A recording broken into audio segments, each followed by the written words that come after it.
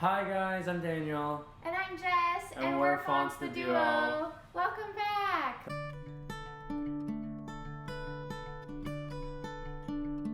So last week we talked about how we wrote Morse Code, which we're going to be releasing June 26th. Yay! There's a pre-save link in the description, so go check that out. And if you like hearing fonts news, you can always subscribe and keep up to date with the latest stuff. And give us a thumbs up. Basically, we just didn't touch the song for a year. I even had my friend Megan, who does most of our artwork for fonts. She designed our logo.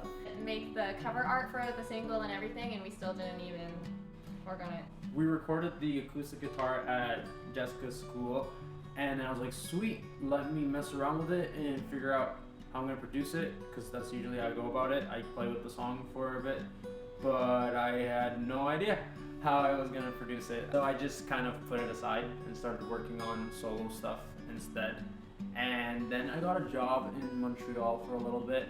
We wrote Oreo Cakes and Macaroons as well. Yes. So after we wrote that song, everyone's like, oh, you gotta have to record that song, you have to record that next. And that kind of changed around the order of things a little bit. Yeah, even still, we recorded Till a New Day Comes first, and then we recorded Oreo Cakes and Macaroons, which took a while because we were also like planning a single release party for it. And then finally, October of 2019, we decided to book some time to record Morse Code in December. Yeah, Oreo Cakes and Macaroons was sounding really, really good. Like, we're both really proud, I think, of what we did. And we wanted to live up to the standard that we set for ourselves. So we decided to book some studio time. We're gonna get my good friend James The coolest. to drum in the track with us. I know James since like elementary school. We became better friends in high school. We were in a band called the Alco Boys together for a bit, and then I got my job up in Ottawa, so I had to leave the band. And then I became the lead singer of the band, and we were basically a Paramore cover band that only rehearsed once a year. Excellent. Oh, Anyways, we thought it'd be fun if we invited James in on a Zoom call to talk about the recording of Morse Code. So we're gonna hop on that Zoom call right now. Hi, Fonts the Duo fans. Is that weird? No, I love that. Hi, James. Hello. Welcome to our series. So tell us about yourself. How many years do you have as a drummer? I started drumming in fourth grade, so I guess 15 years, but not all of those years were completely focused on drumming. I took a good break for about 4 years there around the time I started university, so 10 good years. And James was in Machine Hates Mondays. Greatest band of all time. I was at their first concert. I was there. We cheered so loud, and then they won the Battle of the Bands that time, I think. I don't know if we actually won or if we got in through like online votes or whatever, but no, my only prior experience with Battle of the Bands was like School of Rock. It was not like School of Rock. It wasn't that cool. But that's why you started playing drums. I remember you told me, right? Because of School of Rock. I don't know why. I guess I thought the drummer was cool. He was like the cool kid. It was sort of a stereotype of the kid that tries to be cool. Yeah. But as a kid, I thought that he was cool. So yeah. And then that sort of is what pushed me to become a drummer. But then also when I asked my parents about it, I wasn't expecting them to be so supportive of it. Like, I don't know. They were just like, yeah, sure. Oh, cool. And so who are your biggest influences now?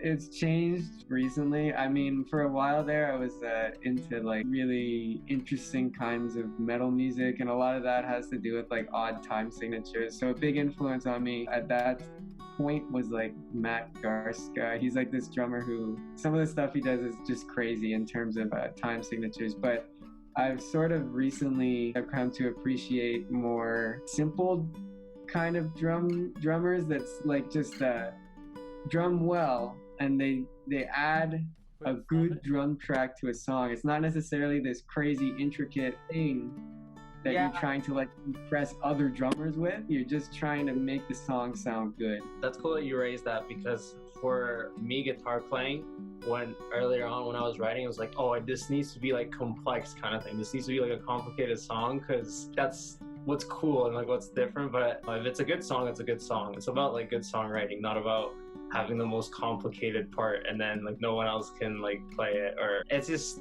something that was like interesting. I used to be more into guitar technicalities and percussive guitarists, like people that do like the tapping and like the yeah, that was cool. But then I got more into just lyric writing and what the songs mean, which is cool too. Yeah, exactly. And I think that's what makes like a great song. In the right sort of musical environment, then adding that kind of technical stuff, if you're comfortable with it, can add a bit to the song, but it definitely doesn't make the song. What you said, you know, good songwriting and understanding of what fits is really what makes the song. Napalm says like when they're producing their songs, they're like, how can we write this song so that the players all get to kind of showcase their abilities without coming off as showing off? Yeah. Like, so it's like in a tasteful way. Have you ever worked on a project like this before? So not to this extent. I've definitely written drum parts before. This was a new experience in terms of the work put in, making it a studio recorded, full out actual released song. That was a completely new process to me, and transitioning from writing for just, you know, a performance that I'm going to do once or twice to a relatively small audience to a studio recording was something that was new for me. Is it difficult to compose a drum piece to something that is originally played acoustic?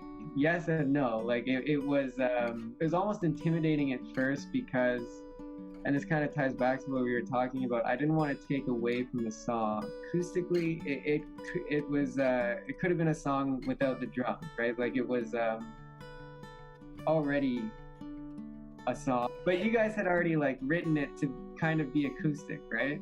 Yeah. Yes and no. It's, if the song is good on its own acoustic, that's a really good thing, because that means when you produce it, like you can only like enhance it and build it up. But it's just like, yeah, we didn't write it as a band song because it's just like the two of us. It's just us two, yeah. I think that's why when I told you, I'm like, no, think of it as like a band song. You're like, oh, okay. When we jam like bass and drums, I think that helps. Yeah, and I don't think we thought far ahead. We never imagined this to become the song it did. It was just, let's do acoustic music. Yeah. I will say though, like on the topic of whether it was tough to write it for an acoustic piece, like at first I was like, I was all worried that I was going to need to do a bunch of like brush work and like get different drumsticks to make it sound quieter and like mesh more. But then when you guys told me that it was supposed to be a band song, that helped me think about like, okay, yeah, if I just treat it like a normal just band song, like what I have been writing for, that's probably going to work out a lot better than if I try doing like all this weird quiet brush stuff that I've never done before. So right. I think do what you're best at.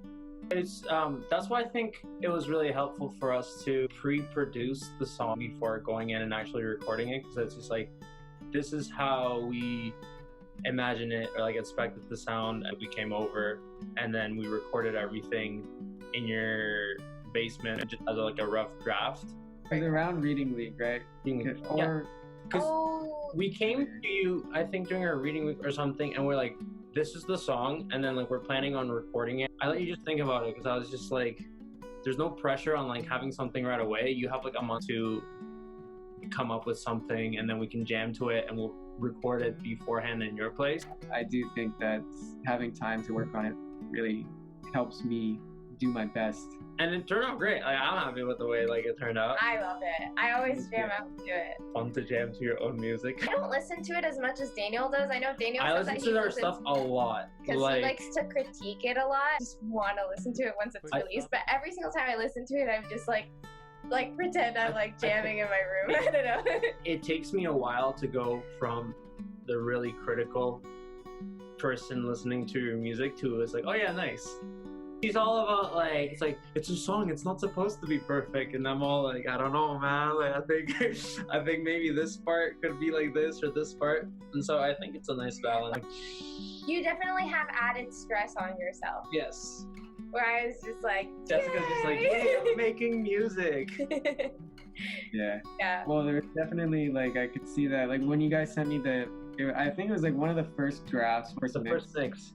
Yeah, I was like, wow, this sounds great. You're asking me for like, you know, any changes or anything that I want to be different, and like sounded great. Like I would have just been happy like saying, well, honestly, it's good.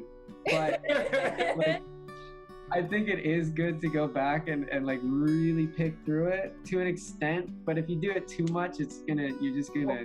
At one point, you have to be ready to move on from the piece. Like you can't be like, I'm releasing a song, and then like 5 years later, you're just like, it's done. Like, and you spend all this time overthinking like a small little volume or something like that.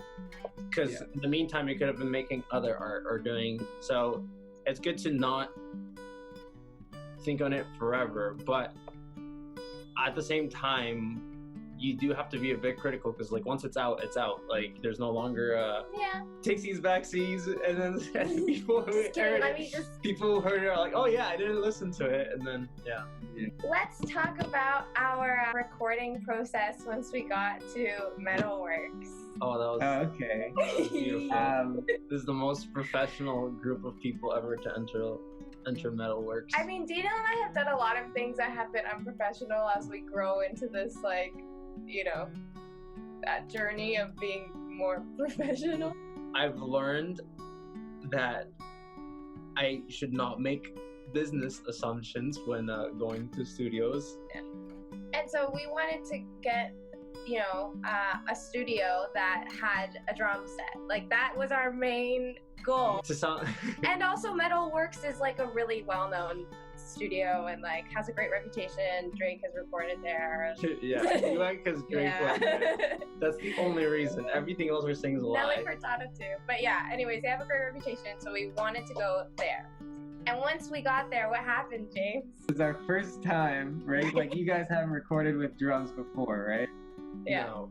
And I've never recorded in a studio before, so we went there. I had brought like my own cymbals, and I had brought my own bass pedal. Anyway, the sort of like hardware stuff. We were unloading the car with that stuff, and the sound engineer who came out to help us bring our stuff in was like, "Oh, okay, so where's the kit?" Like, I kind of do have it. And he like looked at me so dumbfounded, and he's like, no, where's your kit? And I was just like, oh.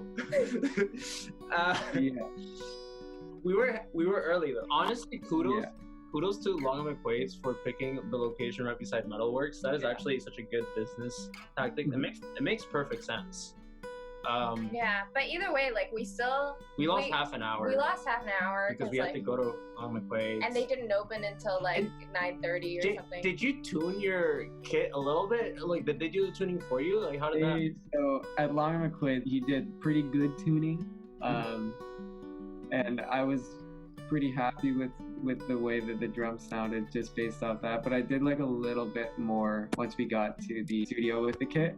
I don't know if we ever said what we did. It's probably pretty obvious from what we've been talking about, but we like went there and rented a kit as our workaround for not showing up with one.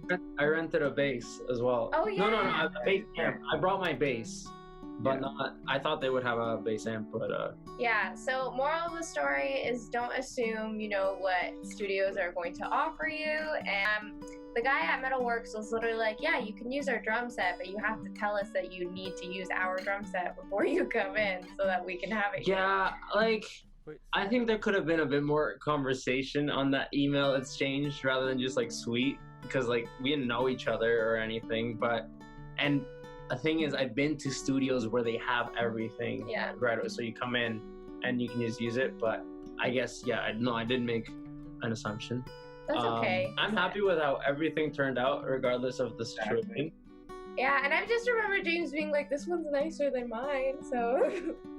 Yeah, like honestly, the snare, the entire kit, pretty much was like nicer than what I would have brought. So kind of worked out. It was a rental, so it's well worn, but that can be okay. It just makes tuning it a bit harder. But you know, like we said. the guy did a pretty decent job. So at the end of the day, yeah, I think it sounds great now. So at the end of the day, it's kind of just like a story and an experience we can learn from. So and we were there for 5 hours. Yeah, it was a long day. Yeah, just hungry because I was so hungry. I ordered A&W though. It was nice. Oh, we get food? No, it's because when we go to studios, a lot of the times, like Jessica, I always get hungry. Gets hungry, and then she's like, "Daniel, I'm really hungry. Let's eat." And I was just like, "Jesse, let's just focus. We have studio time." I didn't even notice that was a reoccurring thing. Like I just. And then like it happens every time. It's like, Daniel, like please, like I'm so hungry. So we're almost done. So like, a couple more hours, and then she's just starving there while I'm recording things. Yeah. So I ended up ordering A&W, and that was nice. And I brought the Switch because I knew I wouldn't be doing anything for a while because James was recording his drums and Daniel was doing bass. And so I didn't have anything to do, and I brought the Switch. I don't even remember if I played it or if I was like working on the website. I don't remember what I was doing. We played that like box game or whatever. Oh, we played like Ultimate Tic-Tac-Toe. Is that what we played? Yeah. Wait, sorry. That was so fun. We got a tour. Took pictures with the Backstreet Boys. Yeah, we took pictures with the Backstreet Boys. They have like a ton of like platinums and posters of and photos of everyone that has come to record there before. So we took some photos. It was a lot of fun. No, it was a lot of fun. I liked it. I would do it again. Honestly, the only thing I would change out of the experience is coming prepared with the drums, but I thought the recording went pretty smooth. Like he took a while to set up the drums and do the sound engineering. I was actually kind of like, wow, this actually takes like a couple of hours for him just to be like, okay, I think it's good. Setup took a while, and then tracking the drums and the bass, that didn't take that long. I think we took us like maybe an hour, like 45 minutes to an hour. Yeah, it was definitely a couple takes. Like I remember something like 5 full takes of the song or something at least. Mm-hmm. And then for us together, there's a couple more takes. So yeah, a couple hours maybe. I was just like, it's a 5-hour block to record with them. It's just like we might have extra time to just like experiment and stuff. But no, like the setup takes a long time. I've never recorded live like that. Like everything I always do is always overdub. And so like playing bass and drums at the same time was pretty cool. The guy working there, the sound engineering, he gave me like a little button so I could speak to you guys. Oh yeah. Yeah. He was like, you can be like a co-producer, and I was like, Daniel already like pretty much produced this, but sure. So I'd be like, great guy. And I only got to sing a little bit, right? I sang the beginning, You sang your entire vocal. You sang your entire main vocal. Oh. Just one. You did your main vocal. And then you did the harmonies in the beginning, but I think we just redid the harmonies at home. I mean, the rest of our vocals were recorded in the studio too. In our studio, in our dad's closet. And then after that, we just got it mixed and just kept in touch, figuring out what we liked. Yeah, we would just kind of like show James here and there, like this is what I've been adding, or do you like the synth part? Do you like, I don't know, I think the best was like seeing you react to the song, because we were kind of freaking out when we heard it. And we're like, oh man, because it sounds so it was different than what we had ever done before. Or because we produced it with Mike. We got Mike to produce it as well, and so he added so much to the song that just we were mind blown, and then and we were like, oh, we gotta send it to James, and we called him and sent him the song, and we just wanted to like watch his face while he was listening to it. I like how you were like, this sounds like music that like I would listen to, and I was like, yeah, I hope so. You play drums in it. It was better than I expected, to be honest. Like I was expecting it to be good, but it was like really good. I was You play really well in time, though. Yeah, you're so good at just staying when in I time. sent it to my friend who helped us do the synths, he was like, "Wow, your drummer is like so in time. Like this is actually like crazy." Yeah. Oh, that's good to hear. Yeah, I mean, I don't know. I think it's again probably a product of how I learned drums, because I would spend a lot of time just with a metronome on practicing stuff. So I'd hope that I'm on time, and that's something that Mr. Pasoko, our high school teacher, complimented me on, was the fact that I'm very on beat. Leading up to the studio though too, I never felt like I wasn't going to be able to play it at the studio, just because we spent a lot of time rehearsing, and that like pre-recording and all that also helps. But for the bass line and like for the pre-chorus and like the chorus, I was like, yeah, I think this sounds good, and I try to keep it simpler rather than overcomplicate it too much.